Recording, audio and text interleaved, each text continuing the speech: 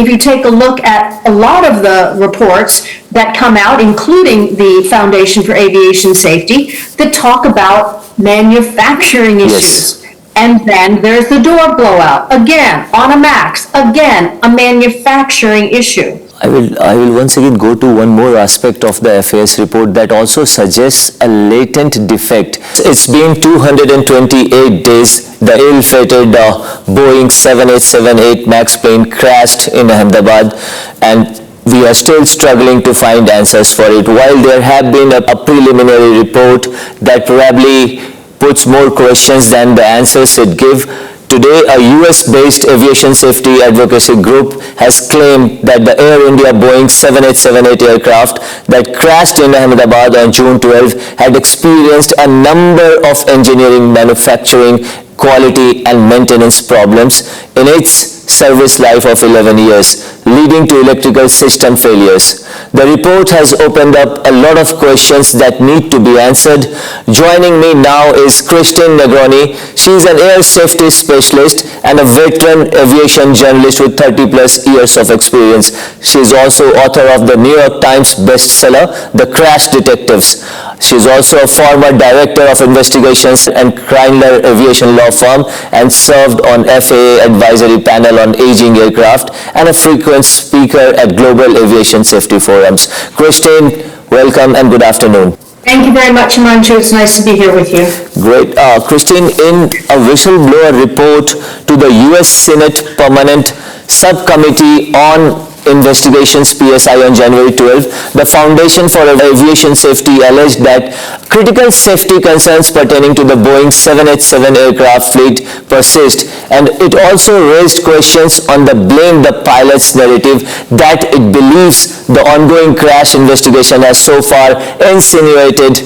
So my first question to you is, do you think the preliminary report by India's Civil Aviation Ministry, the copy that I have with me right now, has completely ignored the critical engineering, and more importantly, the manufacturing failure of Boeing 787-8 aircraft? Well, I think it's very premature to expect a preliminary accident report to go into the kind of details that have been reported since the preliminary report came out. So a lot of what you're talking about, the Aviation Safety Foundation's report to the Permanent Subcommittee on Investigations in the U.S. Congress is more recent than the preliminary report. In other words, it comes after the preliminary report.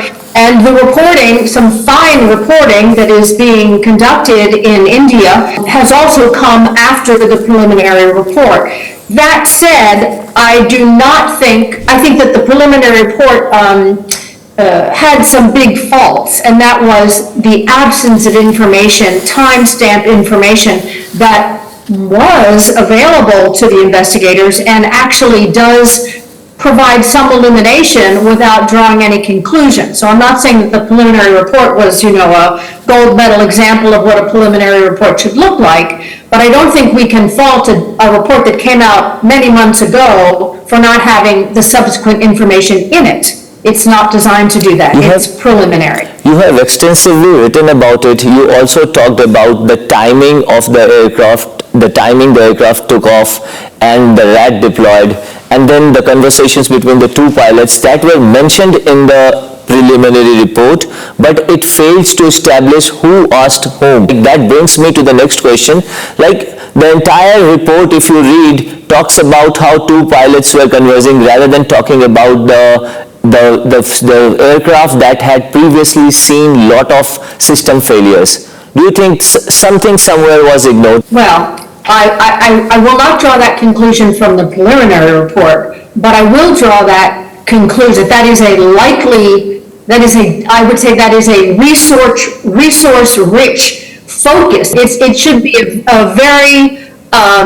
there should be a lot of attention paid to what has emerged since then, not just the reporting from the Foundation for Aviation Safety, and I'll speak a little bit about that foundation if you'd like, but the folks who are part of that organization are extremely knowledgeable about aviation safety, aviation manufacturing, and Boeing in specific. So these are people you want to listen to because they were insiders. But additionally, the reporting that's been done by the Federal, I believe is the name of the newspaper, is outstanding reporting, and that reporter, whose name is flown out of my head right now, but that reporter has spoken to a number of knowledgeable individuals. She has looked at data from Air India suggesting that faults diagnosed on this airplane in the flights immediately before the accident flight could very well be data points for the accident, and also that that a series of what we call MELs, that's minimum equipment list items, things that are wrong with the airplane that could very well have been responsible for some of the anomalies that what happened to the airplane. Regarding pilot blame, I think it's terrible that the world has been led to believe that the pilots were somehow responsible for this accident based on essentially a conversation that is as innocuous as if a bottle of water fell over on your desk and you turned to your coworker and said, "Did you knock over the bottle?" And the coworker said, "I didn't." I mean, it could be that innocuous. Obviously, it was a grave matter that these two pilots were trying to figure out why they didn't have engines. I mean, that's a big deal, especially at takeoff. So clearly, that conversation is noteworthy. But the conclusion that has been drawn from it is absurd, and it's a runaway train, both not just in India but around the world. That the common response to this accident now, when you ask anyone, is, "Oh, the pilot turned off the engines."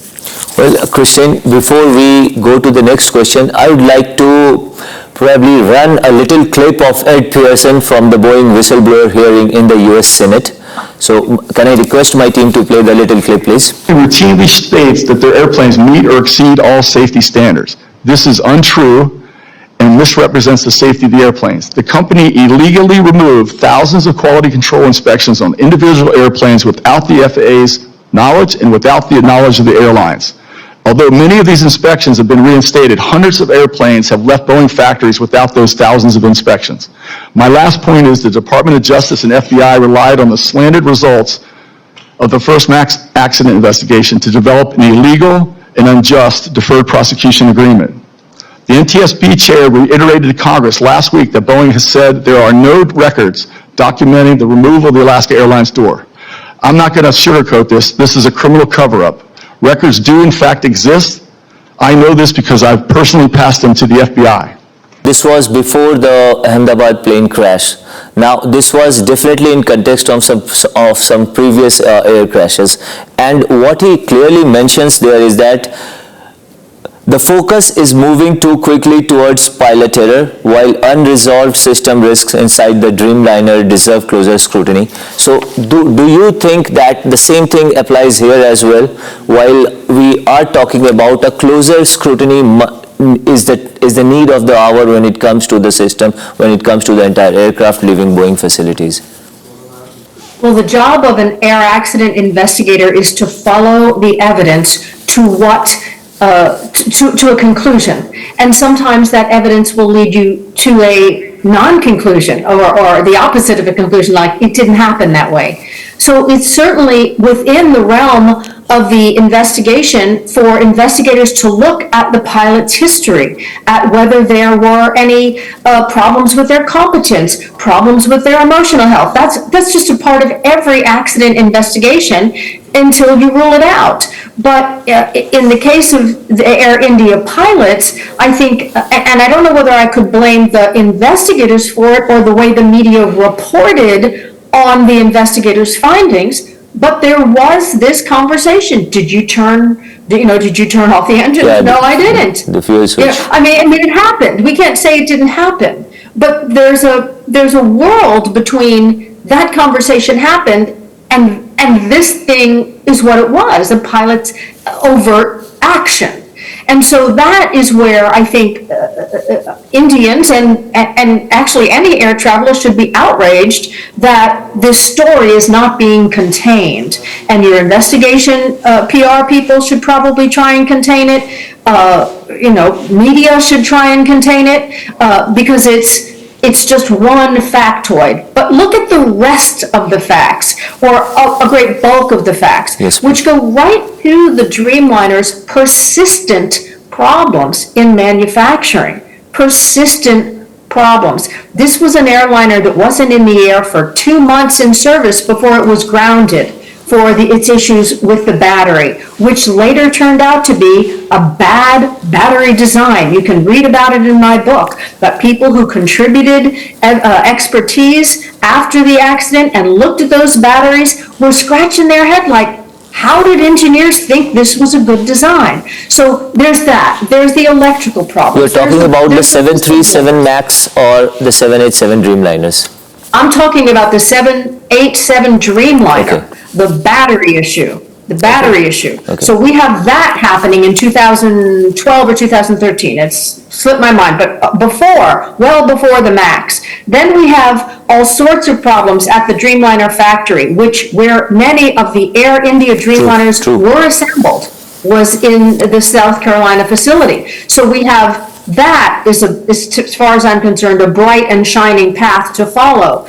So there's that with the Dreamliners issues, and they are still ongoing. But the problems in the manufacturing plant at the time were so grave that the FAA wouldn't let an airplane be released without personally certifying that it was safely assembled. So that's the Dreamliner. Then, just when you think they've resolved their issues with the Dreamliner, you've got the MAX. And it's the same story all over again. Now, the conclusion to the MAX accidents has focused a lot on the MCAS system, which is a software interface. But there's more to it. If you take a look at a lot of the reports that come out, including the Foundation for Aviation Safety, that talk about manufacturing issues. Yes. And then there's the door blowout, again, on a MAX, again, a manufacturing issue. I'm sorry I've gone on at such a point, but you talk about, did the pilots do it? Or is there something we need to look at with Boeing? The evidence is largely on the latter, and there's not so much on the former. So why is all the attention being paid on the pilots when the real meat of the matter seems to be with Boeing or Air India's maintenance, or both? So there's a definite argument here that the crash investigators are looking at the wrong place. Am I right? I cannot tell you where they're looking. I have no insight into where they're looking. Okay. But as an accident investigator who has been doing this for many years, they must be looking at Boeing. They must be looking at Air India's maintenance. They must be looking at the fact that this airplane left on this flight with MEL items that could have affected the entire system's electronics. And they must look at the fact that it very likely appears that the rat deployed before the pilots touched anything. That airplane took off with a ram air turbine engaged, uncommanded. That's huge. Why did that happen? And both the pilots were pretty experienced, so to basically assume that they were not aware of that is probably something, it's too far-fetched, it defies any logic. Christian, I have the probe, the FAS and various other pilots' body in India also have mentioned, or they have focused that on the pilots. The probe has focused more on the pilots than the machine error. So I would like to read the FAS report, which states that documents indicate system failures that started the very first day the airplane arrived in India on February 1, 2014. I'm talking about the VTNB, the aircraft that experienced, that crashed. And There were manufacturing issues, there were quality and maintenance problems throughout its 11 years of life, like you have already mentioned, leading to electrical system failures to include circuit breakers repeatedly tripping. Now, these electronics or avionics software faults, wire damage, smoke and fumes, short circuits, loss of electrical current, electrical surges, burning and overheating, and power distribution components, including a very serious fire. Is justice being served to the families of Ahmedabad crash victims, or truth being buried to save an aviation giant? I can't answer that question. I have no idea what's happening in India. I can say that the things that you brought up, if they are indeed factual and documented in Air India's records, then the investigators must look at that. They must look at the history of the aircraft, but the immediate history of the aircraft, the morning of, the night before, the day before that, that's the history. They have to start there and work their way backwards. What happened in 2014 may or may not be related, but what happened the flight before has orders of magnitude more significant to what happened on the day that plane took off for London. So yes, that's the role of investigators to do that. It's the role of citizens. It's the role of journalists. It's the role of the families to demand that your government make sure that there's not a rush to judgment on the pilots, to make sure that because Air India is influential, I assume, like airlines in the United States are influential, to make sure that political influence is not involved in the investigation, to make sure that Boeing, who provides a lot of airplanes to India and is in itself a very powerful international economic force, that doesn't have undue influence on this investigation. That's your role. That's the role of Indians. That's the role of people who fly around the world, because this is a very popular airline. Extremely important. And you're likely to get on with it. Extremely important. Now, Christine, the Boeing 787 aircraft was 3 years behind its schedule, so definitely, like Ed Pearson has also stressed, that a lot of safety checks were probably ignored, and a lot of Boeings were delivered without those safety checks. Now, I'd also like to bring to your attention the FAS that has flagged several system failure reports on model 787 aircraft. The FAS says that it only covered 18% of the global 787 air fleet. This means that we are sitting on tip of an iceberg, and if it's not checked, if the truth is not excavated, or if truth is not brought to fore, we might land up in more serious issues, risking lives. Well, of course. I mean, the reason, Himanshu, that we do investigate air accidents is not so the people who lost loved ones can find out what happened. I mean, that's nice, but that's not the point.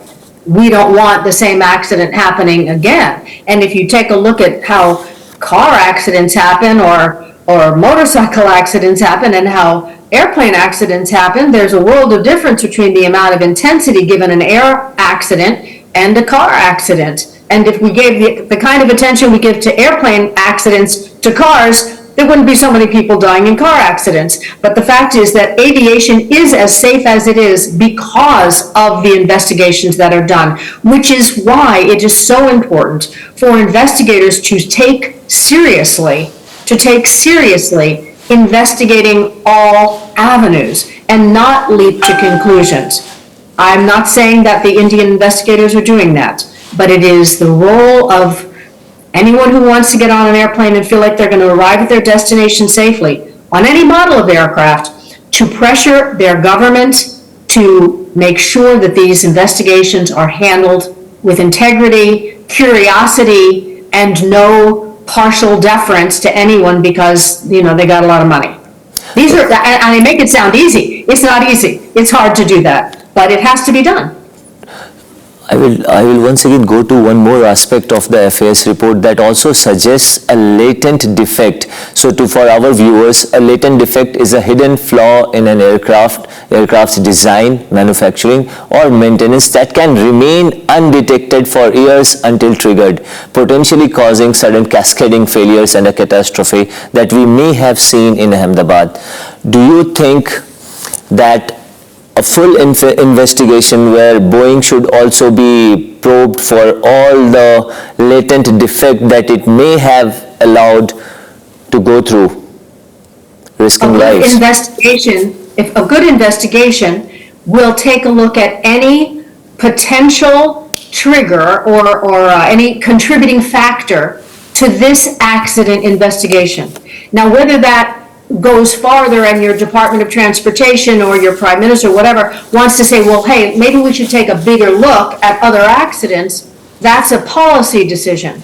But investigations are to the specific accident and any other accident that may also, or any other airline operation that may also be linked to those causes. Now, in the case of the Air India, what is becoming clear is that there seems to have been some issues with the separation of this electrical, the electrical system on the airplane, and that some components might have been triggered by a fault along the way.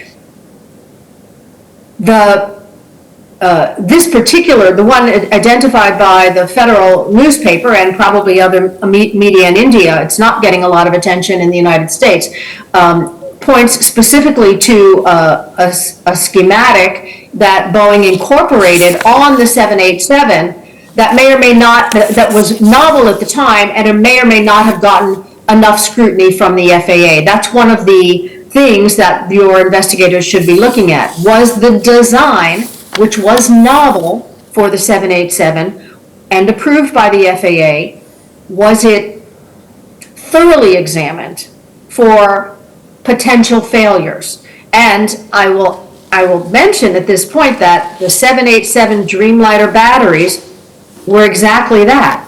No airliner used a lithium-ion battery as powerful as the two that are on the Dreamliner. That was a first, and the FAA was asked to approve it, and it was a novel use, so it was a first ever.